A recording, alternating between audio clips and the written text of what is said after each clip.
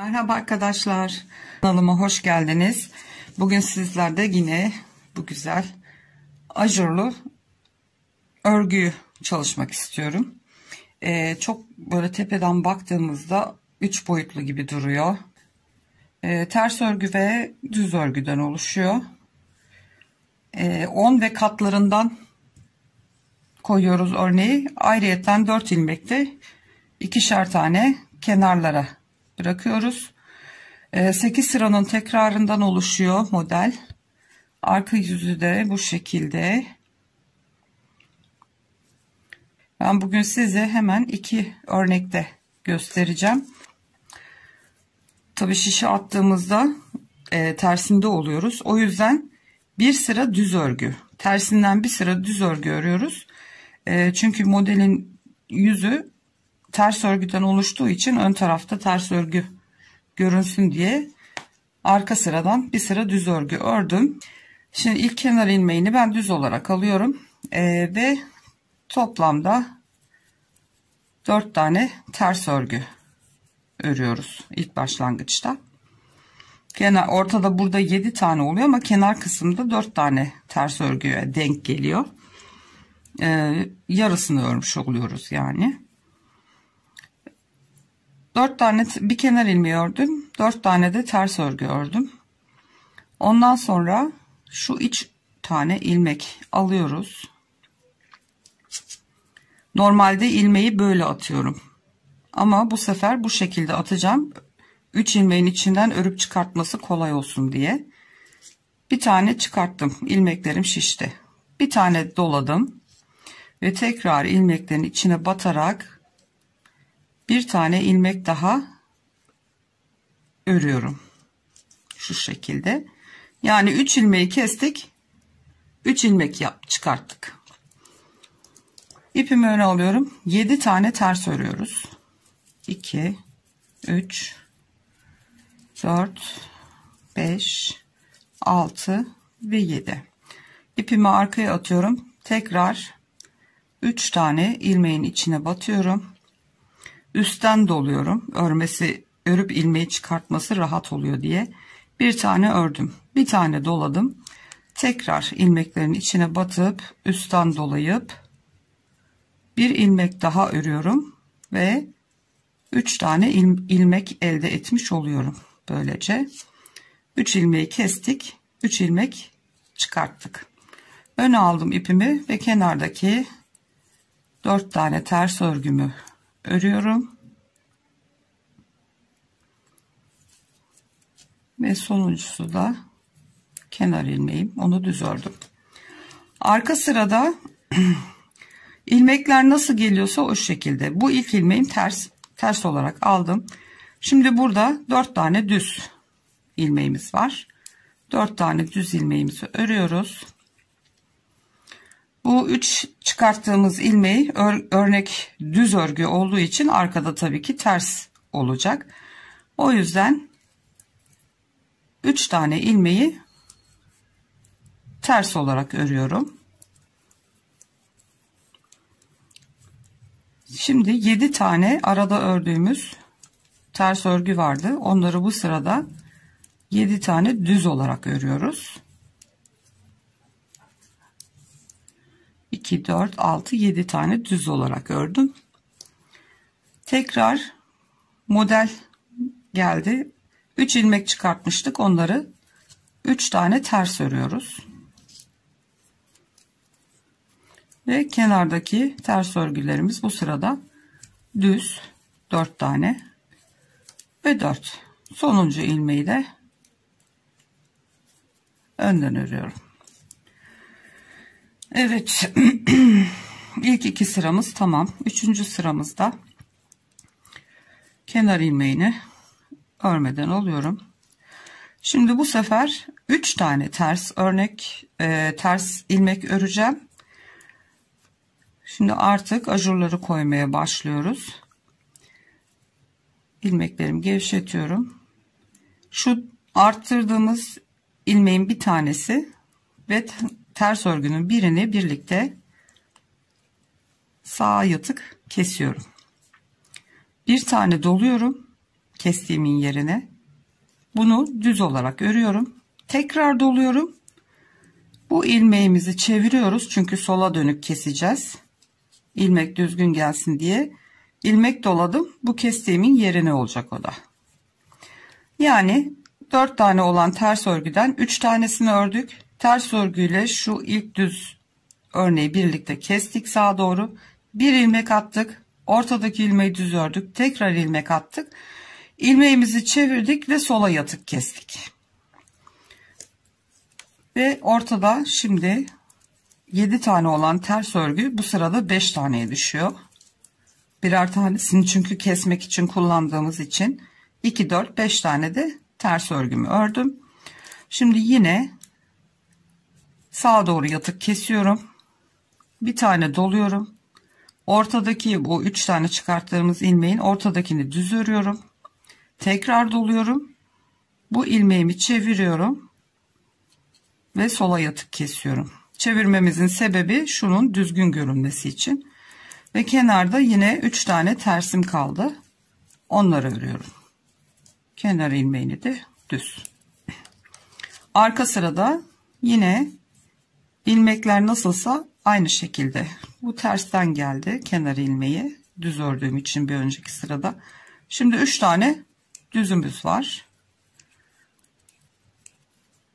Modelimize geçiyoruz. Onları ters örüyorduk biliyorsunuz. 1 doladım. 2 3 4 ve 5 tane ters örmüş olduk. Ortada da 5 tane düzümüz var. Ön tarafta ters olan, arka yüzde ters düz örgü oluyor. 2 4 5 tane düzümü ördüm. Şimdi tekrar 5 tane ters örüyorum. 3 4 ve 5. Kenarda 3 tane düz örgüm var. Ve kenar ilmeğimi ters olarak ördüm. Evet, 4. sıramızı da bitirdik. Yarıladık sayılır. İlk ilmeğimi aldım. Şimdi bu sefer 2 tane ters öreceğiz. Bunu kesmeye katacağız tekrar. İpi arkaya aldım. Ve şu 2 ilmeği sağa yatık kestim. Üstüne doladım. 3 tane ilmeği düz ördüm. Tekrar doladım. İlmeğimi çeviriyorum ve sola yatık kesiyorum bu sefer. Gördüğünüz gibi. Bu ortada şimdi ters örgü 3 taneye düşmüş olacak. 7 idi, 5'e düştü. 5'ten 3'e düştü. Bir sonraki sırada da tek bir tane kalacak. İpliğimi arkaya aldım. Tekrar bu ikisini sağa doğru kestim. Doladım. 3 tane düz örüyorum. Yine bir tane doluyorum. İlmeğimi ters çeviriyorum ve kesiyorum. Bu kenarda da 2 tane haroşa ters örgü kalmış oldu. Onları da ters olarak ördüm. Arka yüzümüzde şimdi ilmekler nasıl geliyorsa o şekilde öreceğiz. 2 tane düzümüz var. Bu sefer örnekteki ters sayısı arttı. 2 3 4 5 6 ve 7 tane oldu. Ortada 3 tane ters vardı. Onlar bu yönde düz olarak örülüyor. Şimdi yine tekrar 7 tane ters örüyoruz. 3 4 5 6 ve 7. Kenarda 2 tane düz kalmış. Onları örüyoruz. Bu da kenar ilmeğimiz. Kenar ilmeğimi alıyorum. Şimdi burada bir tane ters örüyorum. Şimdi yine tekrar sağa doğru kesiyoruz bir tane. doluyorum üstüne. Aradaki düz ilmekleri örüyorum.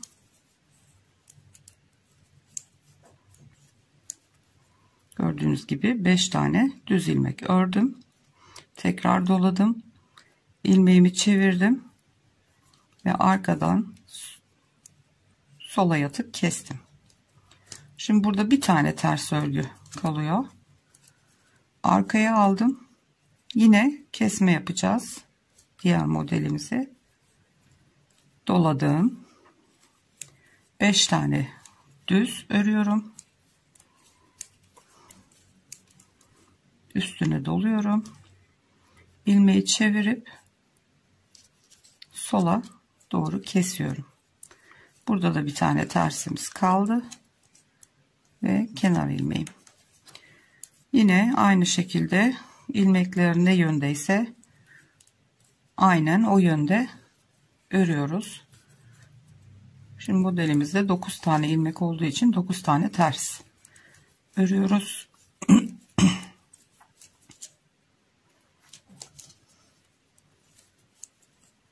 Bir tane ortada düzümüz var. Yine 9 tane ters.